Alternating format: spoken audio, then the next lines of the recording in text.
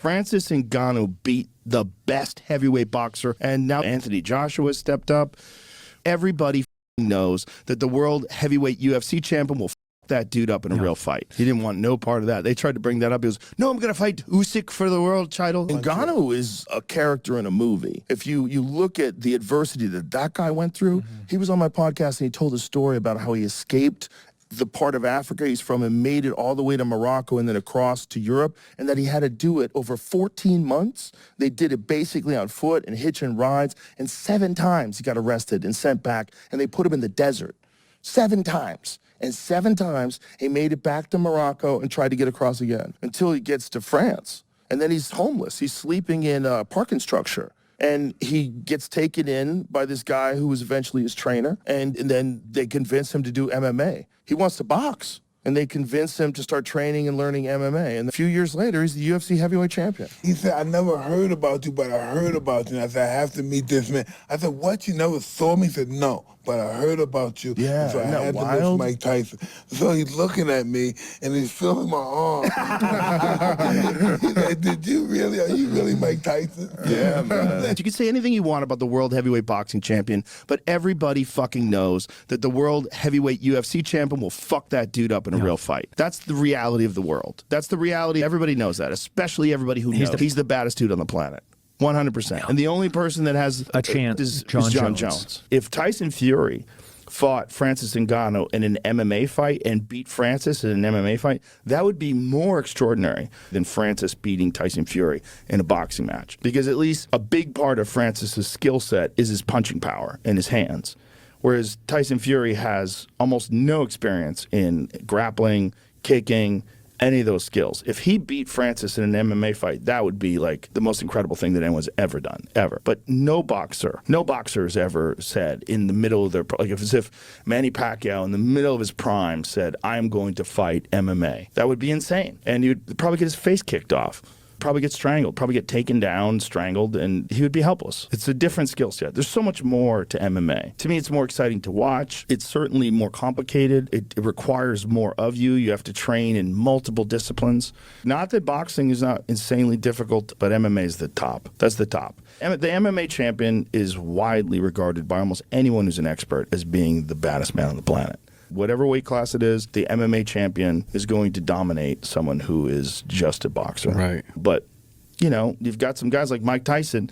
If someone taught Mike Tyson kicking defense and how to take people down, good fucking luck. Good fucking luck when that guy's coming at you throwing punches. And Fury's not going to fight him again, I'll tell you that. No. He didn't want no part of that. They tried to bring that up. He goes, no, I'm going to fight Usyk for the world title. Like, nobody wants to see that, buddy. What they want to see, Joe, is for pay-per-view and streaming to become affordable. Hear this. This is the darkest secret that big broadcasters don't want you to know about. Affordable streaming does exist on iWatchMax.com. They offer access to over 12,000 live TV channels. This includes access to pay-per-view events from UFC and boxing at no extra charge as long as your pass is not expired. They also provide the biggest and latest movies and TV shows. To learn more, scan the QR code on the screen or visit iWatchMax.com and claim your pass now. You could write all the bullshit you want in terms of scorecards. The fucking world, including boxers, all the boxers that were there said that he should have won. If I was Ngannou, I would tell him, I think he might be able to beat them all.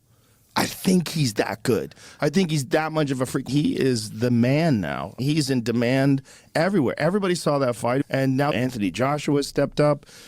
Whoo! Yeah. Joshua, he has got so much damn potential. He definitely does. But he comes back from every fight that he's had better, you know? I mean, one of the most impressive ones was he knocked out Klitschko. Oh, my God. Klitschko's seen better days, though. He fought great that night. But Klitschko dropped him first, and he came back and stopped him. That was a wild fight. Yeah, it's a great heavyweight time right now. Joshua's no walkover. It's just that for some reason, I don't know, we expect a lot from Joshua for some reason. I guess maybe because English people are so behind and we got caught up in the bandwagon too, but Americans expect a lot out of Joshua for some reason. Well, he's an Adonis. He's like a perfect specimen. He has crazy power, and he's just an elite athlete. To have the Las Vegas odds, like the online betting odds in the last round in his favor was fucking incredible, because it was like 14-1 at the start of the fight. Yeah. And at the end of the fight, he was favored, and he should have won. They fucked him. But they didn't because the world saw it. Yeah. He was always more of a striker than anything else anyway, but he's such a quick study. If you look at the fight with Cyril Gane, he beat Cyril Gane with grappling with a fucking completely blown out knee. Yeah. But in a perfect world, Francis makes a fucking cajillion dollars and then the UFC re-signs him and then he fights John Jones for the most epic encounter in the history of combat sports. That is a perfect world. Yeah. That's a perfect world. But at least Francis, he got his flowers from the whole world. Yeah. The whole world saw it. You can fucking lie all you want. You could have your bullshit scorecards. You could have your paid-off judges. You could have your corruption. You could have your nonsense. Everybody knows what happened in that fight. And what happened in that fight was Francis Ngannou beat the best heavyweight boxer maybe ever. Maybe ever. Right. And then what happens if he fights all those other guys? What happens? That motherfucker hits so hard.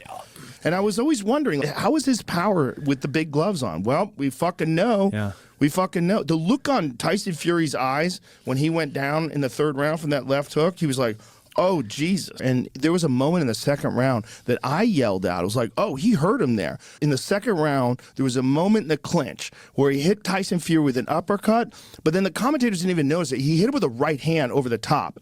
And the right hand was a short clubbing right hand. And you see the look in Tyson Fury's eyes where he's like, Jesus, that power is fucking extraordinary. But not just the power, but the intelligence to deliver that power in the most high-pressure situation imaginable. Your first boxing match is against the Gypsy King, a 6'9" fucking phenom who's one of the best to ever boxers to ever do it. Amazing. And he just fucking cashed his own check. The Tyson Fury fight, to me, that's a real interesting one. It's just weird to take him serious because he's fucking really, he doesn't take the fighting serious. He's laughing at people, he's licking their blood. What's wrong with this guy, man? But Mike, doesn't it take a certain amount of crazy to be the best? You gotta be out of your you gotta totally be out of your mind. And that's what he is, right? He's out of his fucking mind. You're totally out of your mind. Listen, nobody picked this up. What fighter comes in the ring with Patsy Cline crazy? He's trying to tell you I'm losing my mind. Yeah. He's trying to let the people know I'm fucking losing my mind. I'm crazy.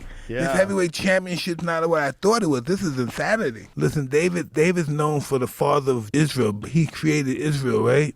What's the only thing you know David for? What is he known for? He created the whole nation, but what is he known for?